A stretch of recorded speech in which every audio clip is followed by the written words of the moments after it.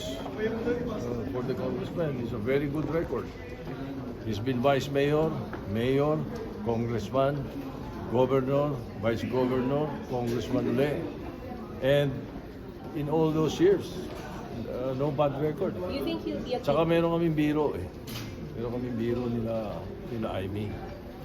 Being vice governor, governor ka muna, ang tatlong term, tapos naging vice governor ka kay Rodito Albano, mabait ka. Para ma-tolerate mo si Rodito. Ibig sabihin, mabait ka.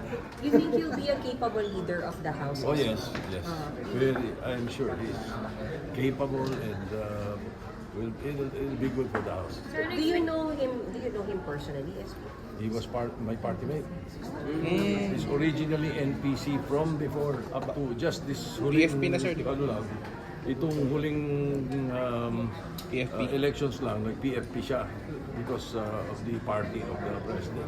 PFP. Sir, what do you Pero he has been always NPC. If you cut his veins, you will see NPC. Did it come as a surprise yung pag-resign ni Speaker? To you, sir, did it come as a surprise or? Because you canceled the caucus for the CA, sir. So Well, yes, and it did not come as a surprise because I canceled the CA, not caucus, plenary. the plenary, because we were. I was informed by the vice chairman of the CA, Congressman Gico, that there will be a change in the leadership the following day. The call was yesterday, last night, I should say.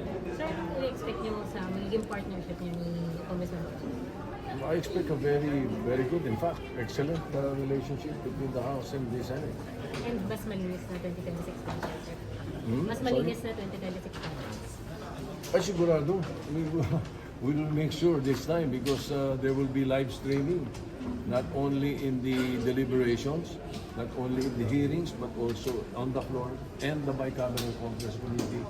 And whatever form of bicameral conference will be done, I will make sure that Speaker Boji and I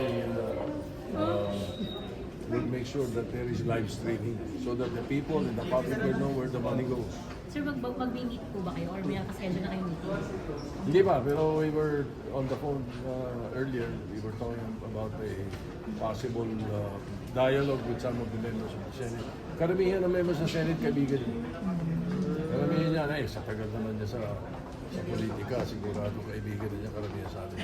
SP, pagka po ba ganun, nagpapalit ng leadership, automatic yung mag-isisa talaga kayo para sa legislative agenda?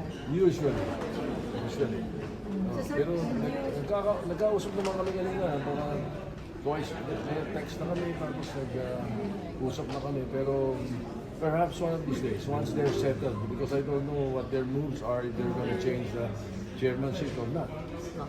So sir, confident kayo na hindi naman makakadelay sa approval ng budget itong pagpapalit ng House at Senate leadership? Hindi magkakadali yan. Kanina, when he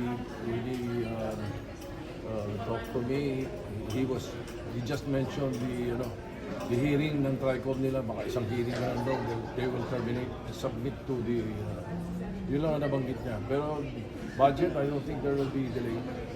So ma-approve before the year ends yung budget? Hopefully, and we will do our best to make sure that it is passed before the end of the year and signed by the President. Sir, kung tatapusin yung TRICOM hearing